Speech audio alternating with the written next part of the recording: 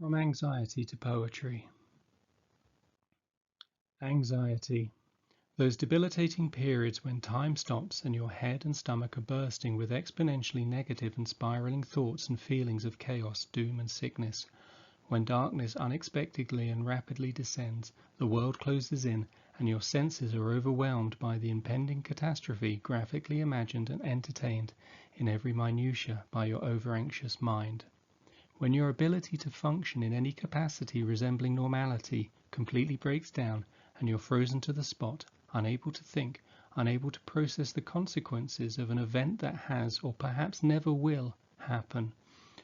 When no one can reach you because you're pinned and immobilized under an immense burden of dread at the bottom of a deep chasm of despair that no one else sees.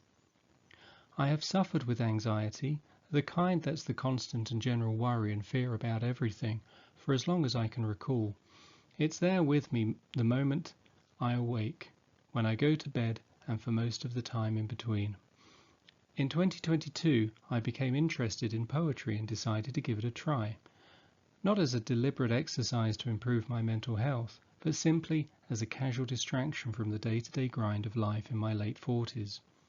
Without any conscious decision or forethought, the context of my writing immediately started channeling my anxiety-ridden thoughts, probably because my mind was always so full of them. Very soon, thinking about rhymes and poems and writing them down became a natural and comfortable outlet for my anxious energies, so that they could be gently coaxed out and calmly dispersed and not suddenly explode and violently overwhelm me. The simple and cathartic act of both thinking and writing have been enough at most times in this past year to slow down the anxiety process in me such that I may manage it, rather than have it consume me. These 200 or so poems are simply concentrated distillations of my observations, thoughts and feelings at the instance of their creation. Some are very sombre, some are personifications of nature's elements, a very relatable theme that I very much enjoyed exploring. Some are simple experiments in wordplay, rhyme, syllables, symmetry, and alliteration, and a small few are intentionally humorous.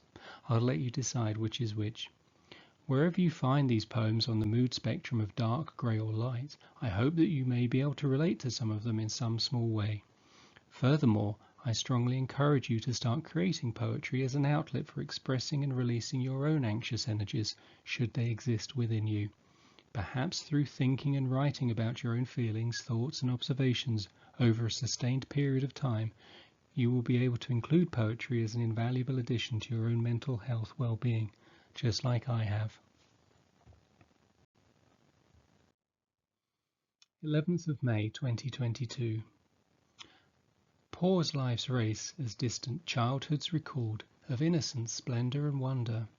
When did you lose all those magical dreams and allow your thoughts to languish so sombre?